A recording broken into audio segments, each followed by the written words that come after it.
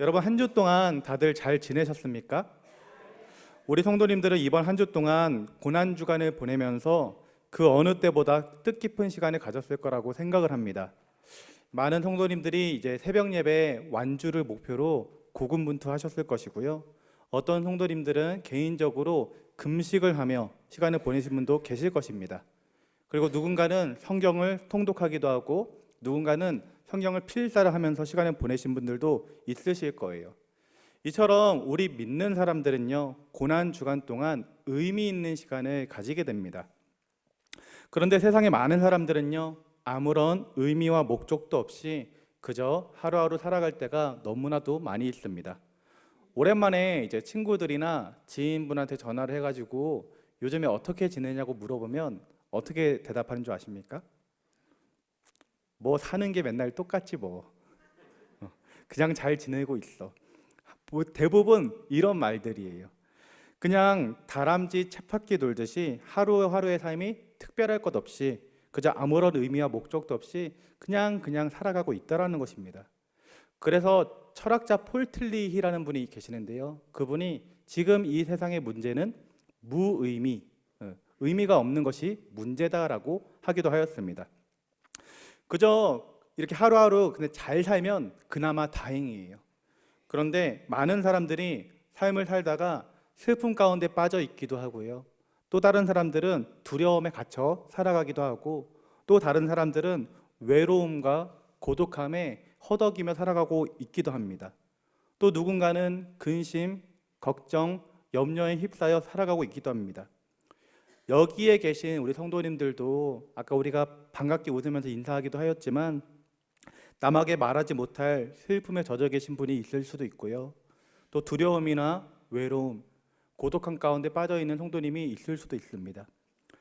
이처럼 인생을 살다 보면 슬픔과 두려움, 외로움과 고독함 등 우리를 힘들게 하는 요소들이 참으로 많이 있다라는 것이죠. 그러면 어떻게 하면 이런 슬픔, 두려움, 외로움, 고독함 이런 아픔들을 우리가 극복하고 행복하게 살아갈 수 있을까요? 어떻게 하면 근심, 걱정, 염려를 덜어버리고 살아갈 수 있을까요? 오늘 본문 말씀을 보면 지금 말씀드렸던 이 슬픔과 두려움 그리고 무의미한 삶을 살았던 사람들을 소개해주고 있습니다. 이들의 모습을 통해서 우리는 어떻게 이 슬픔과 두려움, 근심 등을 벗어버리고 행복하게 살 수 있는지 한번 살펴보는 시간 되시길 주님의 이름으로 소망합니다. 오늘 읽은 본문 말씀에는 제자들이 등장해요. 제자들. 그리고 오늘 본문의 상황은 예수님께서 이제 십자가에 못 박혀서 돌아가신 후의 상황입니다. 19절 말씀을 다시 한번 읽어드리겠습니다. 이날 곧 안식 후 첫날 저녁 때에 제자들이 유대인들을 두려워하여 모인 곳에 문들을 닫았더니 예수께서 오사 가운데 서서 이르시되 너희에게 평강이 있을지어다. 아멘. 지금 제자들은 어떤 상황 가운데 있었냐면 유대인들을 두려워하여서 그 문들을 다 닫고 숨어 있었다라고 얘기를 합니다. 왜냐하면 이 유대인들이 예수님을 잡아 죽인 유대인들이 예수님의 제자인 자기들까지 잡아 죽일까 봐 하는 그 두려움이 생겨가지고 문들을 다 닫고 숨어 있었다라는 거예요. 그렇게 두려움에 떨고 있는 제자들 가운데 부활하신 예수님께서 오늘 본문에 나타나셨어요. 예수님께서는 제자들에게 나타나 너희에게 평강이 있을지어다 라고 말씀하시니 이 두려움 가운데 떨고 있었던 제자들이 이 두려움은 사라지고 주를 보고 기뻐하더라 라고 이 상황이 바뀌는 것을 볼 수가 있었습니다. 그리고 오늘 읽었던 본문의 앞에 보면 먼저 예수님께서 마리아를 만났던 것을 알 수가 있습니다. 이 마리아가 11절에 등장하는데 이 제자들이 두려움에 휩싸여 있었다면 이 마리아는 어떤 상황에 있었냐면 슬픔에 빠져있는 여인이었어요. 예수님, 너무나도 사랑하는 우리 예수님께서 십자가에 못 박혀서 돌아가셨기 때문에 그 무덤 앞에서 슬퍼하며 울고 있었던 여인이 바로 마리아였습니다. 그런 마리아에게도요 부활하신 예수님께서 나타나셨어요. 그랬더니 이 마리아도 그 슬픔이 온데간데 없이 사라지게 되고요 기쁨으로 변화되게 되었습니다.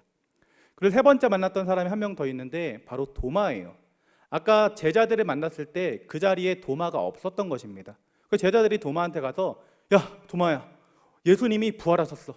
우리가 예수님을 만났어라고 얘기를 했는데 도마가 야, 거짓말하지 마. 내가 예수님의 그 못자국 난 손에 내 손가락 넣어보지 않고는, 그 창에 찔린 허리에 내 손을 넣어보지 않고는 나는 믿지 못하겠다, 이렇게 얘기를 하는 거예요. 그렇게 의심이 많은 상태의 도마에게, 믿음을 잃어버린 도마에게 예수님께서 나타나셨어요. 그리고 예수님께서 도마에게 내 손을 내밀어서 내 창에 찔린 허리 옆구리에다가 넣어보아라.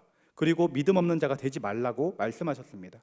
그랬더니 이 믿음을 잃어버렸던, 의심이 많던 도마가 다시금 예수님의 부활의 믿음으로, 믿음의 사람으로 바뀌게 되었습니다. 한 사람만 더 소개해 드릴게요. 바로 베드로예요.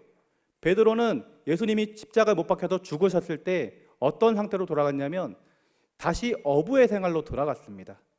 예수님의 몇 등 제자였죠?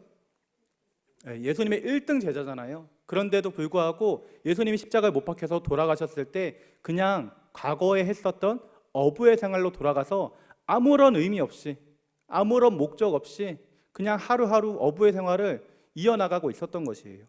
그런 베드로에게 예수님께서 나타나셔 내가 나를 사랑하느냐?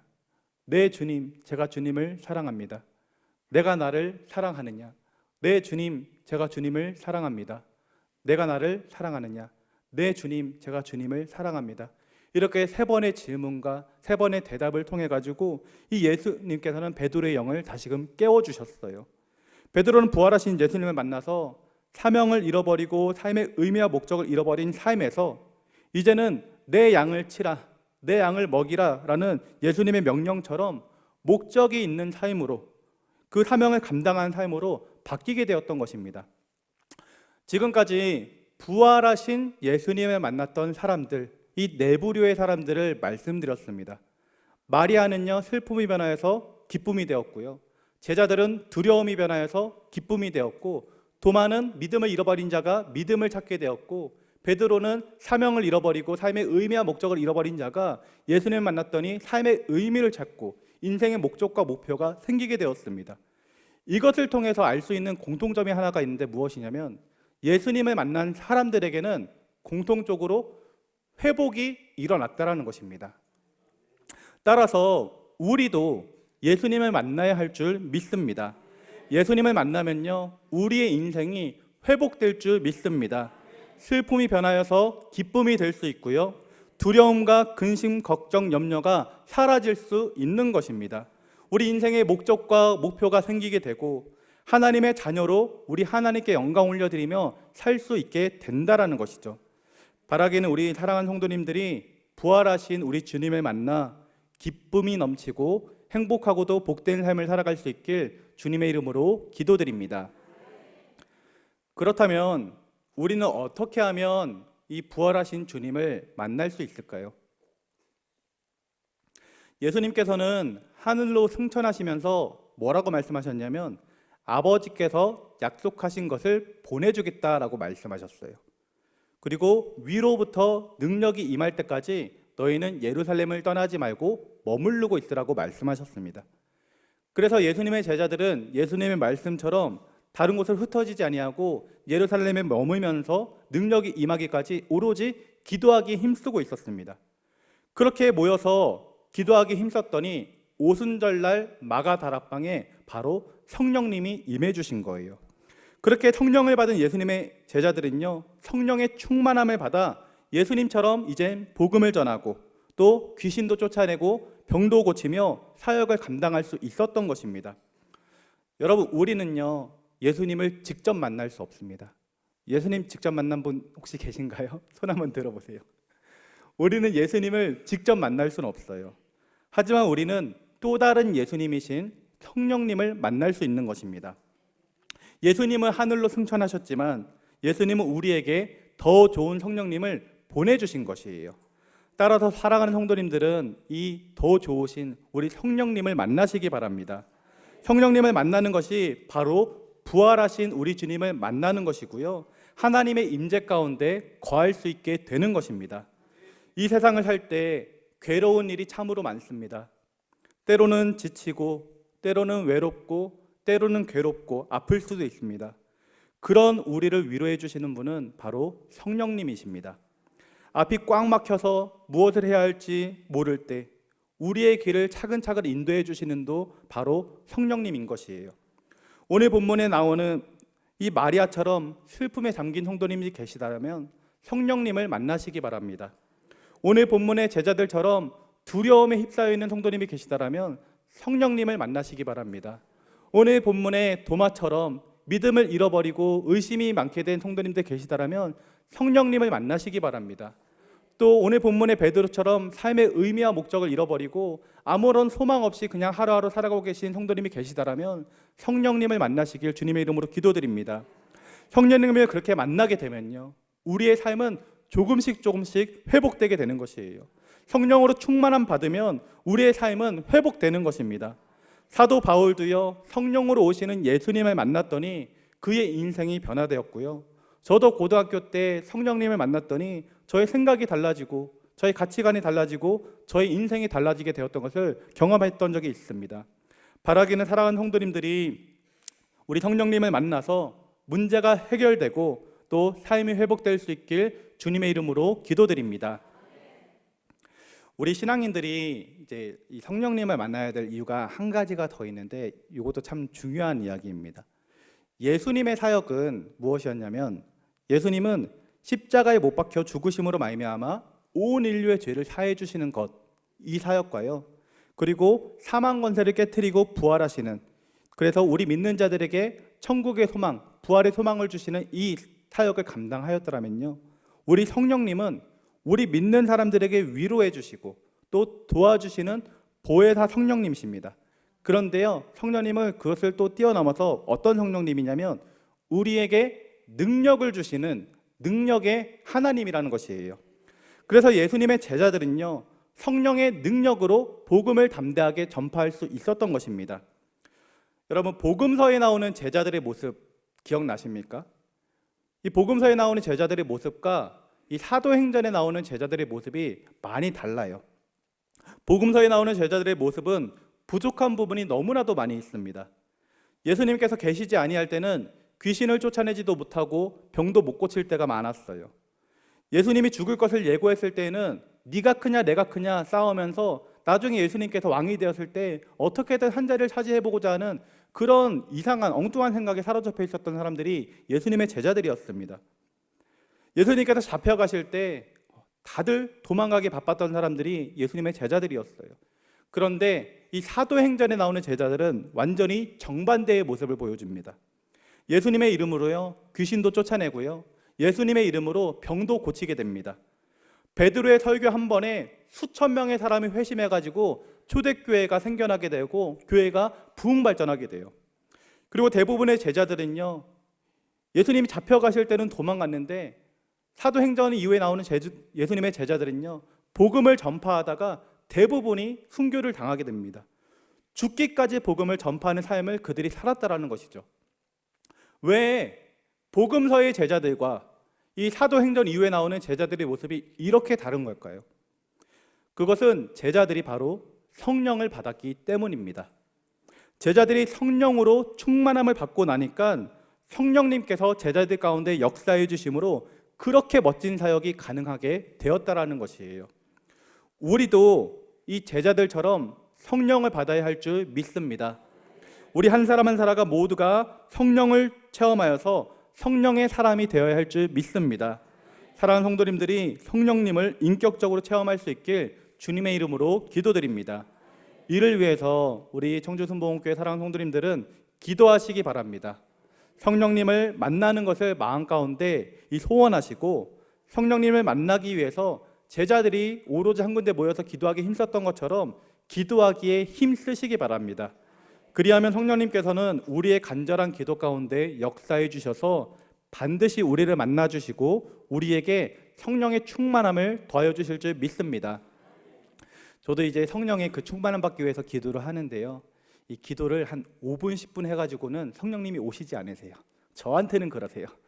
제가 성령 충만함 받으려면 저에게는 한 30분 정도의 시간이 필요합니다. 그래서 30분 정도 진득한 있게 앉아가지고 기도를 하면요, 그때 돼서 성령님이 임재해 주세요. 그러면 그 이후로는 성령님과 동행하면서 기도를 할 수 있게 되는데요, 얼마나 행복한지 모릅니다. 그런데 저 개인적인 경험에서는 성령을 체험하기 위해서는 진득하게 앉아서 꽤 오랜 시간 동안 기도할 필요가 있었다라는 것이에요. 성도님들도 성령 체험하기 위해 가지고 이렇게 기도하시기 바랍니다. 교회에서 예배 드릴 때는 물리적 시간에 한계가 있잖아요. 5분, 10분 이렇게 기도하는 것으로는요 참 쉽지가 않습니다. 개인적으로 시간 내셔가지고 새벽 예배라든지 아니면 낮 시간대라도 오셔가지고 개인적으로 시간을 가지고 1시간, 2시간 충분히 기도해 보시기 바랍니다. 그러면 반드시 성령님을 만날 수 있게 되고 성령의 충만함을 받게 될 줄 믿습니다. 그렇게 우리가 성령을 체험하고 성령의 충만함을 받았다면 이제 우리가 해야 될 일이 있습니다. 바로 복음을 전파하는 것이에요. 예수님께서 십자가에서 죽으시고 부활하신 이유는요, 우리 인간을 구원해 주시기 위함이었습니다. 예수님께서 십자가에 못 박혀 죽으심으로 우리가 죄 용서받을 수 있었고요, 예수님께서 부활하시고 그 부활의 능력을 우리에게 주셨기 때문에 우리 또한 저 하늘나라의 천국의 시민권자가 될 수 있었던 것이에요. 예수님께서 이 땅 가운데 오셔서 이렇게 십자가에 죽으시고 부활하신 이유는요, 우리를 살리실 뿐만 아니라 아직도 예수님을 믿지 않고 있는 저 죽음으로 향하고 있는 세상 사람들을 구원하기 위함에 있다라는 것이에요. 이해가 되십니까? 예수님이 이 땅 가운데 오신 이유, 예수님께서 십자가에도 죽으시고 부활하신 이유가 우리에게만 해당되는 것이 아니라 그 최종 목적은 만민에게 복음이 전파되길 원하셨다라는 것입니다. 그래서 예수님께서는 하늘로 승천하시면서 제자들에게 마지막 지상 명령으로 만민에게 복음을 전파하라라고 말씀하셨던 것이죠. 이제 우리는 부활의 소망을 가진 자로서 복음을 전파하는 사명을 감당해야 할 줄 믿습니다. 이것이 우리 인생의 목표이고 우리 인생의 목적이 되어야 하는 것이에요. 예수님께서 십자가에 못 박혀 죽으시면서 우리에게 너 이제 나 때문에 죄 용서받았으니까 네 마음대로 살아라 이렇게 말씀하시지 않았어요. 너 나 때문에 너 구원받았으니까, 내가 십자가에 못 박혀 죽음으로 네가 용서받고 네가 구원받았으니까 이제 나를 위해 살아라 이렇게 말씀하시는 거예요. 그것이 바로 복음을 전파하는 삶을 살아가는 것입니다. 예수님께서는 이렇게 우리에게 사명을 주셨어요. 그리고 사명만 주시는 것이 아니라 이 사명을 이제 감당할 수 있도록 우리에게 보혜사 성령님을 함께 보내주셨습니다. 사랑하는 성도님들은 성령의 충만함을 받아서 예수님의 복음을 전파하는 삶을 사시길 바랍니다. 그렇게 살아가는 것이 우리 예수님의 그 희생, 예수님의 죽음이 헛되지 않게 하는 삶이 되는 것입니다. 바라기는 부활절을 맞아 예수님의 죽음과 부활에 대해 깊이 묵상하는 가운데 구원의 은혜가 우리 성도님들 가운데 가득하기를 주님의 이름으로 기도드립니다.